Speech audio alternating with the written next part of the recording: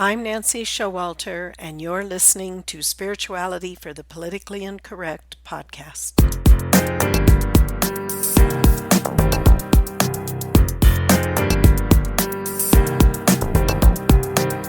Welcome, all radical paradigm shifters and creative change makers. You who dare to create a better life and a better world. Tap into the power that resides within you and use that power for constructive change.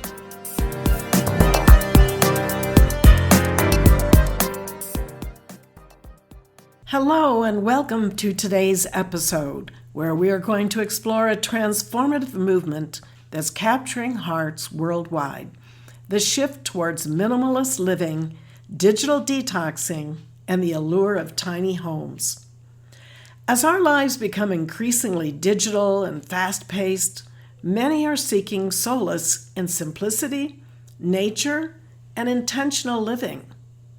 So let's explore this quiet but powerful revolution that's taking root all around the world, the return to less. Less noise, less clutter, less digital overwhelm, and why it's becoming more than just a trend, but a profound lifestyle change embraced by everyday individuals and celebrities alike. Let's be honest, most of us are carrying way too much. Our homes are filled with stuff we don't use, our minds are crammed with content we don't need, and our hearts are often too crowded to even realize what we truly desire. Tech was supposed to simplify our lives, but somewhere along the line it became the noise we can't escape. Social media updates, endless emails, ads, notifications. It's like trying to have a peaceful inner life while standing in the middle of Times Square. Did you know that studies show the average person now checks their phone over 100 times a day? Our attention spans have dropped to less than that of a goldfish, and anxiety, depression, and burnout are skyrocketing. Is it any wonder that more and more people are saying enough? Enough with the noise, enough with the clutter, enough already. Could reclaiming simplicity be the key to reclaiming your peace, your creativity, and your soul? In recent years, there's been a significant uptick in people downsizing their lives, both physically and digitally. Tiny homes, often ranging from just 100 to 400 square feet, have become symbols of freedom, sustainability, and financial independence. They're not just about living in a smaller space, but about embracing a lifestyle that values experiences over possessions. This minimalist approach extends beyond housing. There's digital detoxing, reducing screen time, and unplugging from constant connectivity. This is becoming essential for mental well-being. Together, these shifts represent a collective yearning for a more grounded, intentional way of life. And you just might be surprised by how much less you actually need in your life.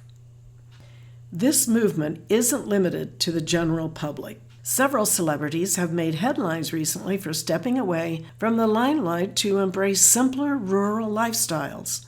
For example, Amanda Seyfried, known for her roles in Mean Girls and Mamma Mia, relocated from Los Angeles to a farm in upstate New York. She describes the move as essential for her mental health, providing privacy, peace, and a more balanced life.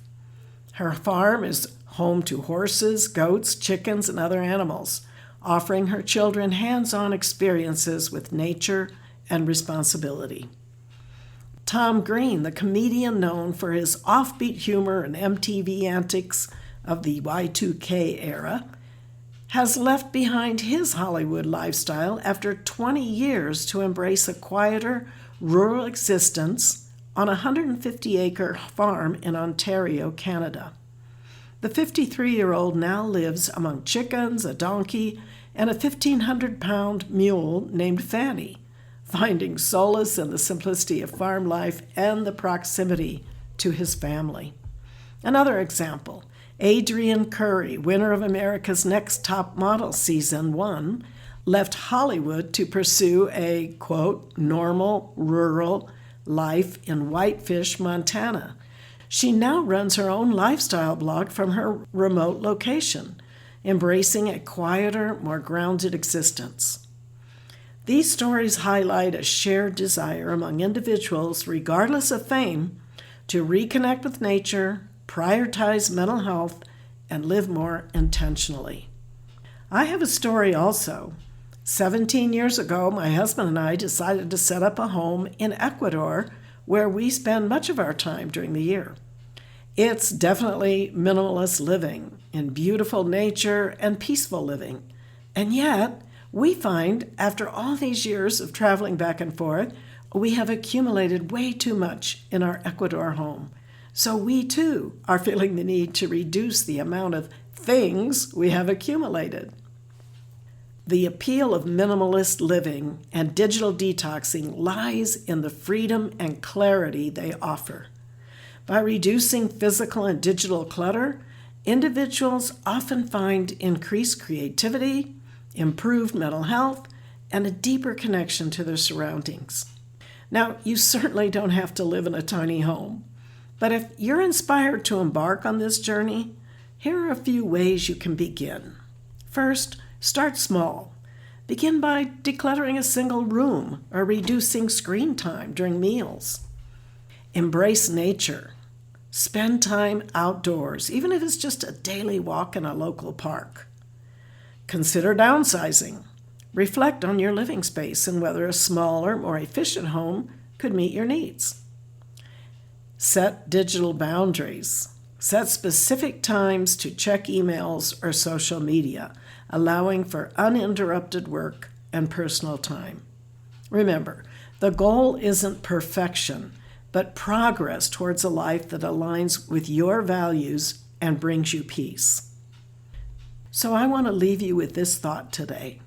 You don't have to do it perfectly. You don't have to become a full-time monk in the mountains. You just have to start. Maybe it's decluttering one drawer. Maybe it's turning your phone off an hour earlier tonight. Maybe it's just asking, what do I really want more of in my life? And then making a decision to make space for that. Thank you for joining me today. As we've seen, the movement towards minimalist living and digital detoxing is more than a trend. It's a response to the complexities of modern life, offering a path to greater fulfillment and balance.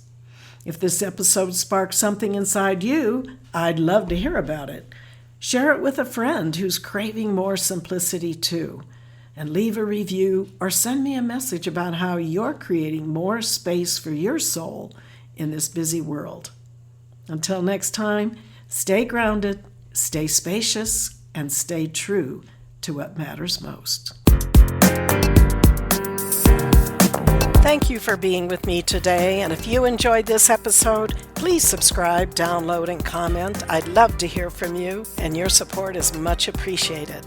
And don't forget to go to theawakeningnow.com for free bonuses and information on my new book, You Were Born to Be a Christ, but You Were Taught You Are a Sinner. Awaken to who you really are. See you next week.